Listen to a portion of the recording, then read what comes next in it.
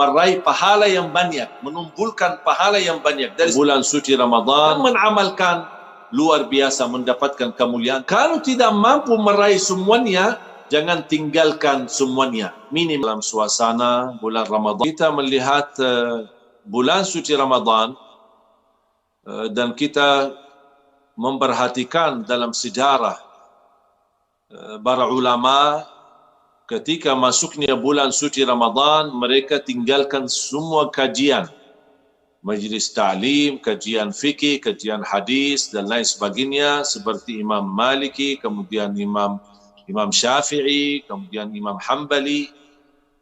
Dan kita kenal di antara mereka, sebagaimana Imam Syafi'i yang kita sama-sama di Indonesia mengikuti mazhab Imam Syafi'i rahimahullah wa radhiya anhu.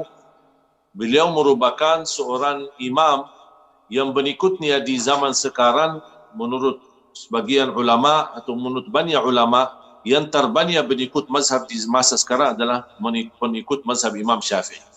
Kalau Imam Syafi'i ketika masuknya bulan Ramadan, beliau betul-betul memfokuskan waktu, tenaga, fikirannya untuk hanya membaca Al-Quran.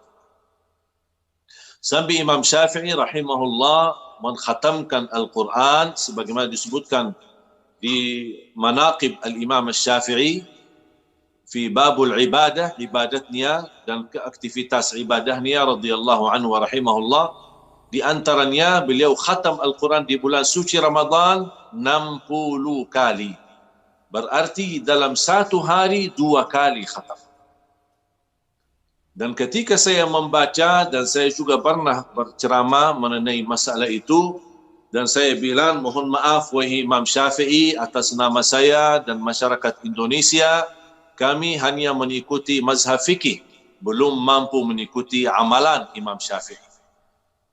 Padahal kita sebagai pencinta Imam Syafi'i, semestinya kita berupaya, berusaha meniru Imam Syafi'i. Karena Imam Syafi'i adalah sebagian atau bagian dari Ahlul Bait Nabi Muhammad SAW, keluarga Nabi Muhammad SAW, dan justru kalau kita meniru Imam Syafi'i, otomatis pasti insyaAllah kita juga meniru Nabi Muhammad SAW, karena kita kenal Imam Syafi'i betapa luar biasa beliau selalu meniru sehari-harinya kehidupan Nabi Muhammad sallallahu alaihi wasallam.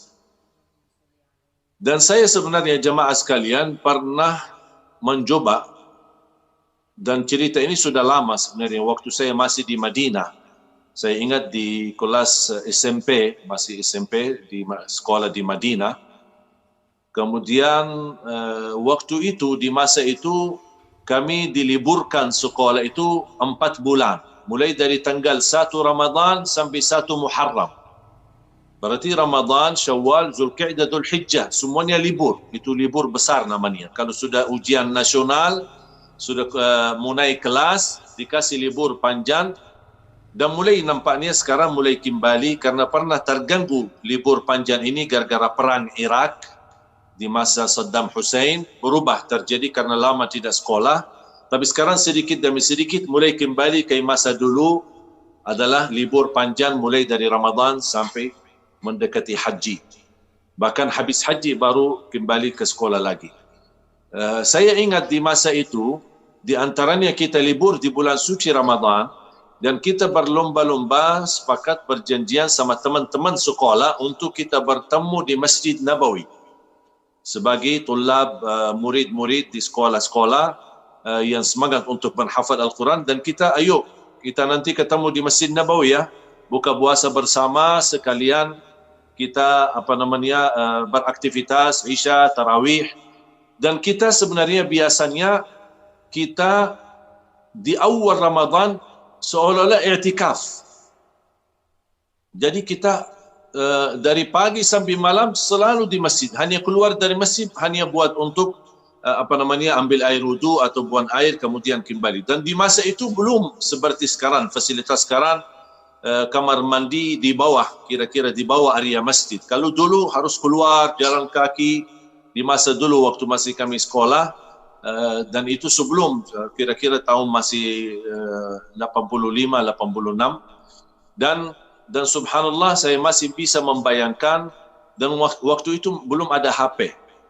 Dan kita ada sebuah alat namanya timer yang menghitungkan waktu. Dan saya menggunakan, dan kami ingin karena kita setiap tahun kita buat target, setiap tahun Ramadan kita buat target berbeza-beza. Dan saya ingat waktu itu kita punya target tahun itu untuk ayo kita sama-sama berlomba-lomba targetnya menkhatam Al-Quran di bulan suci Ramadan seperti Imam Syafi'i. Dan kita jadikan Ramadan itu, waktu itu saya sebutkan Ramadan Imam Syafi'i. Saya bilang begitu namanya. Kemudian kita membaca Al-Quran. Dan target, karena Alhamdulillah dulu kita sebagai di sekolah dari SD, kita memang di sekolah tahfiz. Dan kita sudah tamat kelas SD, kelas 6, berarti sudah hafal 15 juz. Itu sudah dari sekolah. Dan kemudian saya habiskan 15 juz lagi sesudah libur sekolah. Sebelum naik kelas SMP, sudah Alhamdulillah tamat hafal di forum halaqah Al-Quran di Masjid Nabawi. Dan kemudian kita berlomba-lomba untuk hanya baca. Dan baca dengan tertil atau murattal hadar. Hadar artinya cepat, tapi tetap menjaga tajwid. Tidak tidak mengganggu kesempurnaan tajwid, panjang pendeknya dan lain sebagainya. Dan semua kita berlomba-lomba supaya kita bisa menkhatam Al-Quran sebanyak seperti Imam Syafi'i. Dan subhanallah, alhamdulillah saya gagal. Jadi gagal tidak bisa mencapai 60 sebagaimana Imam Syafi'i. Tapi saya mendapatkan sebuah ilmu dalam perjuangan ini. Ketika saya menggunakan timer, baca dari habis subuh sampai zuhur, dan alhamdulillah waktu itu saya ingat tidak terputus, kita terus membaca apalagi dalam kondisi puasa, dan kita tidak, karena tidak makan, tidak minum, tidak butuh terlalu banyak ke kamar mandi. Makanya kita beraktivitas terus di Masjid Nabawi sampai zuhur. Kemudian azan zuhur, saya off timer. Kemudian habis zuhur kita lanjut. Kemudian on timer habis zuhur. Kemudian sampai asar, off timer. Kemudian habis asar, on timer. Yang saya dapat menkhatamkan Al-Quran 30 juz, saya membutuhkan waktu itu, waktu 9 jam 48 minit. Anggaplah 10 jam.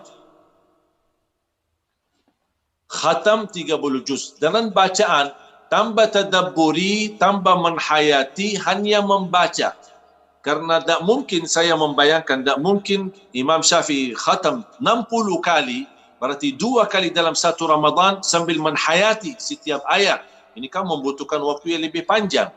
Tapi saya memperhatikan dari sejarah ulama Ahlus Sunnah wal Jamaah, mereka menargetkan banyak khataman Al-Quran karena di situ hanya mereka meraih pahala yang banyak, menumpulkan pahala yang banyak. Dari setiap satu huruf, 10 kebaikan. Dan saya mendapatkan dari berbagai pendapat ulama, membaca Al-Quran walaupun tidak memahami isinya, tetap mendapatkan 10 kebaikan dari setiap satu huruf. Dan membaca Al-Quran ada 4 tahap. Membaca tambah faham, memahaminya, menhayatinya dan menamalkan. Kalau baca tidak faham, tetap mendapatkan sebagaimana bersabda Rasulullah, la aqulu alif lam mim harf walakin alifun harf wa mimun harf wa lamun harf wa mimun harf. Alif lam mim bukan satu huruf, tapi alif satu huruf, lam satu huruf, mim satu huruf. Wa bi kulli harfin hasana wal hasana bi 10 amthaliha. Dan setiap satu huruf satu kebaikan, dan satu kebaikan dilipatkan sampai menjadi 10 kebaikan. Berarti alif lam mim kita baca dapat 30 kebaikan. Kalau kita baca dan faham, lebih besar lagi pahalanya. Kalau kita baca, faham dan hayati, lebih tinggi pahalanya di sisi Allah. Apalagi kalau kita baca, faham, hayati dan mengamalkan, luar biasa mendapatkan kemuliaan dan anugerah, menjadi orang-orang betul-betul Ahlul Quran yang melengkapi 4 syarat.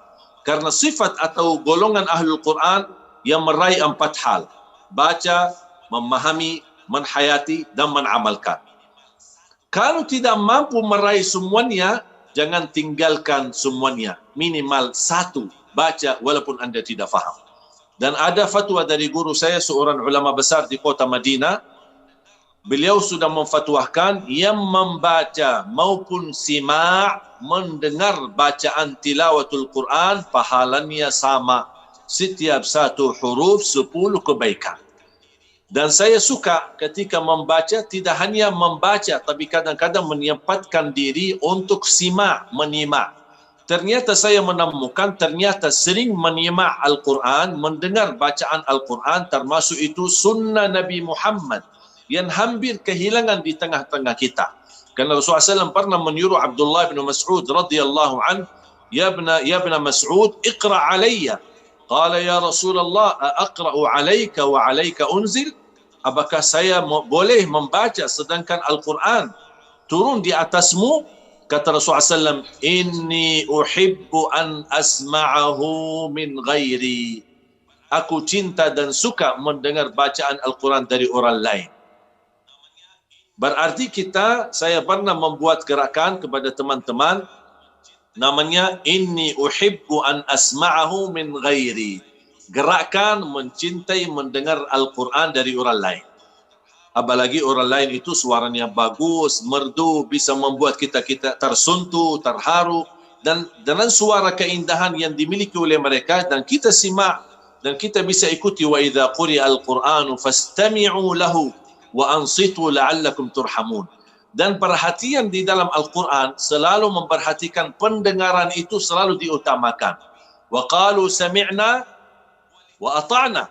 Bukan baca wa ata'na, tapi perlu kita tingkatkan kualitas pendengaran. Bukan hanya mendengarkan ilmu, tapi juga harus kita juga sering mendengar Al-Quran. Walaupun kita orang pintar membaca, lancar bacaan kita, tak apa-apa sekali-kali kita sempatkan waktu untuk mendengar. Apalagi kalau bisa mendengar dengan khusyuk dan kita menhadirkan sambil kita membuka murattal, kita sambil bisa melihat Al-Quran atau bisa melihat isinya, tapi pendengaran betul-betul menhayati bacaan tersebut.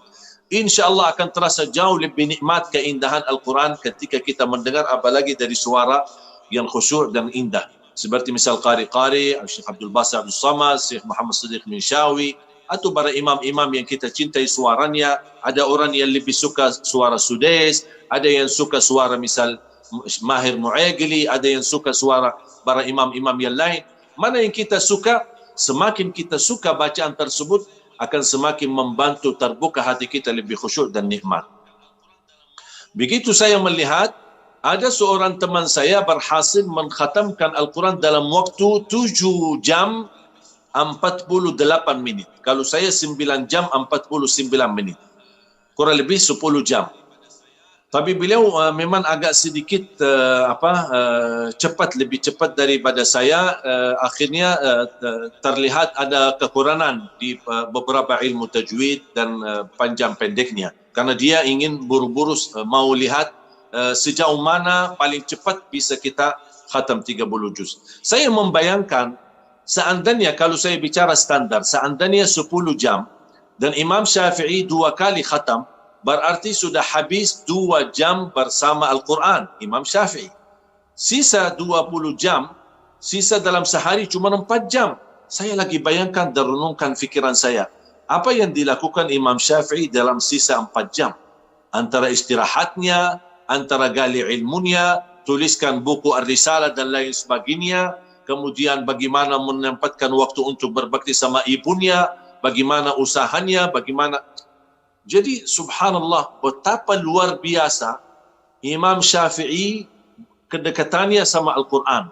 Dan ini kita perlu sebagai umat Islam, Ahlus Sunnah wal Jamaah, apalagi pencinta dan pengikut Imam Syafi'i, perlu kita tingkatkan bagaimana kita bisa, walaupun tidak bisa sebanyak Imam Syafi'i 60 kali, atau setiap hari 1 kali, minimal di bulan Ramadan, menurut saya minimal di bulan Ramadan lebih dari 2 kali. Itu minimal.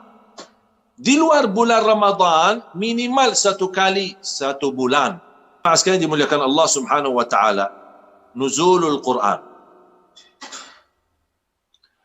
Nuzulul Quran, saya tidak akan memasuki pandangan perbedaan ulama soal nuzulul Quran kapan. Antara pendapat ulama, ada yang menyampaikan di bulan Rabiul Awal, ada yang menyampaikan di bulan Ramadan, ada yang menyampaikan Lailatul Qadar, ada yang menyampaikan di malam 24, ada yang menyampaikan di malam 17 Ramadan. Ini semua perbedaan yang terjadi di antara ulama dan tidak dikuatkan oleh masing-masing ulama dengan kekuatan dasar dalil atau hadis. Tetapi yang saya bisa mendapatkan Al-Quran itu seluruh kitab yang Allah wahyukan kepada para nabi dan rasul, Taurat, Injil, Zabur, Suhuf Ibrahim, Musa dan lain sebagainya, semuanya turun kepada seluruh nabi jumlatan wahidah, sekaligus. Ini misal contoh Taurat, misal anggaplah 30 juz, misal Taurat 30 juz, Allah turunkan 30 juz misal kepada Nabi Musa. Injil 30 juz kepada Nabi Isa, sekaligus, tidak bertahap-tahap. Beda sama Nabi Muhammad sallallahu alaihi wasallam. Allah turunkan Al-Quran dengan dua cara. Nuzulul Quran, tahap pertama jumlatan wahidah, sekaligus semuanya 30 juz, seluruh Al-Quran turun. Tapi bukan kepada Nabi Muhammad, tapi turun dari langit. Yang ketujuh, di situ ada sebuah tempat namanya Al-Lawhul Mahfuz. Al-Lawhul Mahfuz adalah tempat penyimpanan semua kitab-kitab yang Allah wahyukan kepada Nabi dan Rasul, termasuk penyimpanan buku takdir. Di situ tertulis takdirnya, dan di antaranya ada Al-Quran. Bal huwa Qur'anun Majid fi lawhin mahfuz. Abdullah bin Abbas radhiyallahu anhu menjelaskan, Allah subhanahu wa ta'ala menurunkan Al-Quran jumlatan wahidah, semuanya sekaligus, dari Al-Lawhul Mahfuz. Posisi Al-Lawhul Mahfuz dengan Al-Baitul Ma'mur di langit yang ketujuh. Dari Al-Lawhul Mahfuz turunnya ke langit yang pertama. Berarti dari langit ketujuh turun ke langit pertama. Namanya As-Sama'ud Dunya. As-Sama'ud Dunya, langitnya dunia yang kita bisa pandang dari jauh, itu namanya As-Sama'ud Dunya. As-Sama'ud Dunya, di situ ada sebuah tempat namanya Baitul Izzah. Baitul Izzah itu adalah penerima Al-Quran jumlatan wahidah, tempat penyimpanan Al-Quran ketika diturunkan secara keseluruhan. Dari Lauhul Mahfuz di langit yang ketujuh ke Baitul Izzah di langit yang pertama, As-Sama'ud Dunya. Dari langit pertama, dan itu turunnya di Lailatul Qadar. Inna anzalnahu fi Lailatul Qadar. Wa ma adraka ma Lailatul Qadar. Jadi yang turunnya di Lailatul Qadar bukan ayat, tapi yang turun di Lailatul Qadar adalah Al-Quran secara keseluruhan. Inna anzalnahu, kami turunkan. Turun apa? Ayatnya bukan. Kami turunkan Al-Quran. Syahrul Ramadan alladhi unzila fihi Al-Quran, secara keseluruhan. Yang Allah di dalam bulan Ramadan turunkan Al-Quran. Lebih detail lagi di Lailatul Qadar. Berarti yang dimaksud nuzulul Quran secara keseluruhan di Lailatul Qadar adalah jumlatan wahidah, semuanya dari langit ketujuh di Baitul Al-Ma'mur, di Al-Lawhul Mahfuz, turunnya ke Baitul Izzah di langit yang pertama. Itu di Lailatul Qadar. Dari Baitul Izzah ke dunia mulai turunnya bertahap-tahap selama 23 tahun. Di Makkah 13 tahun dan di Madinah 10 tahun. Dan ayat yang Allah turunkan, ayat pertama adalah Iqra' bismi rabbika.